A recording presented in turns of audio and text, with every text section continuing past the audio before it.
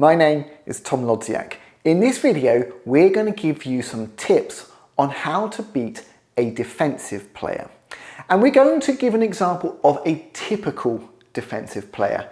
A player who will use plenty of pushes, who likes to chop back from the table, a player who's got long pimples on the backhand side and an inverted rubber on the forehand side. This is your typical type of defensive player.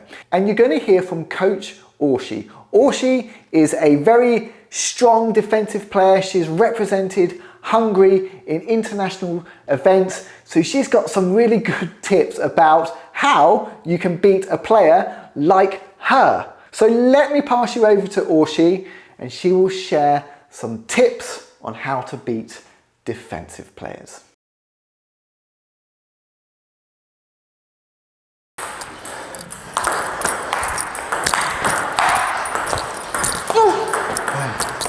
Make the defense player move back and forth, so in depth. Defense players will have very good footwork, but you can still tire them out, move them in different ways, but not only side to side, but also in depth. Higher topspin, higher arc, I have to come further in. A bit more of a strong kind of faster topspin, lower above the net. I have to go further back and send that ball back. And again, pushing back, and then I have to come back in. Nice.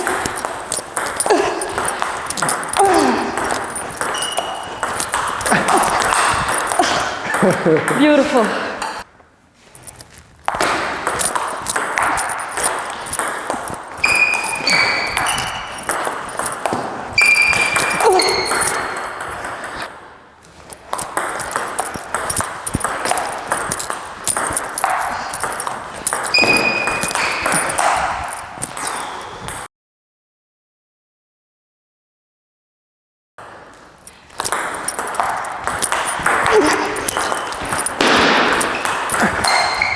Beautiful. You can change your top spins. You can have a bit of a looped top spin, right? So that I have to change my defense. I have to come closer for my defense.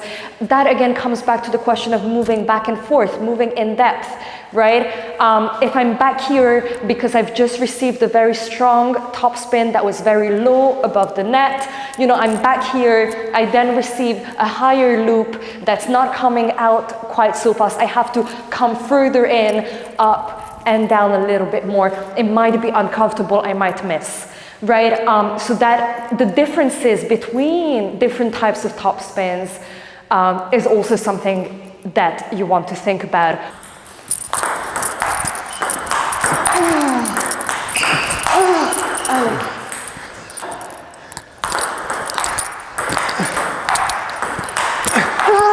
Nice.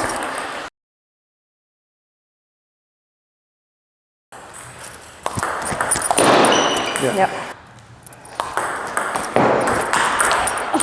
Oh, yeah. Serving different kinds of things, different side spins and back spins, varying it, that's going to be quite difficult for the defense player, especially if they have to use their inverted rubber. To be completely honest as well, one thing that I find so difficult is the kind of mid-long balls, frankly. The way that I've been taught as a defender is to really be back here, to push from behind the table as well, right? So for a long time, I wasn't very comfortable with coming in, kind of pushing here. I would be scared of hitting the table, things like that. So anything that was kind of a semi-long ball, I would struggle with.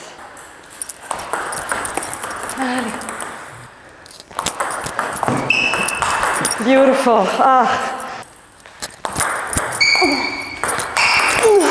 Nice. Most important tip for all table tennis players, I think this should be part of all competitions always, check the bat of your opponent. In all cases, you have the right at the beginning of the competition to go up and say, can I have a look at your bat, right? I want to have a look. I want to know that that person is using long pin poles, in my case, or in another case, I want to know that they're using short pin poles, so forth. It's going to have completely different effects, right? So you want to be prepared for that. That's tip number 4. Definitely be prepared.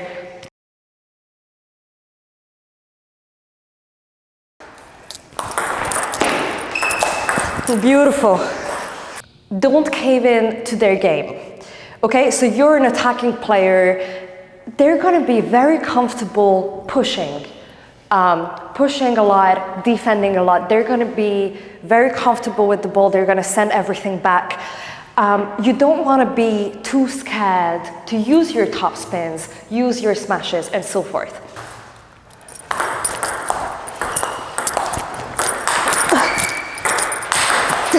Nice.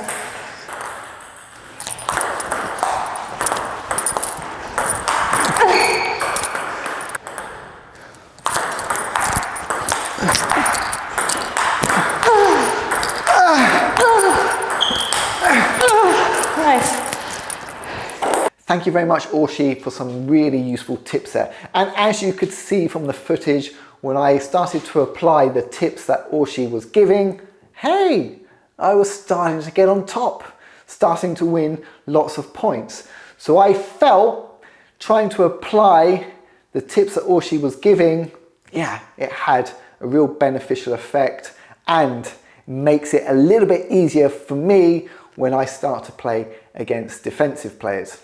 Thank you very much for watching. I will have plenty more videos coming soon, or take a look at one of these other video tutorials. See you all again soon. Bye bye.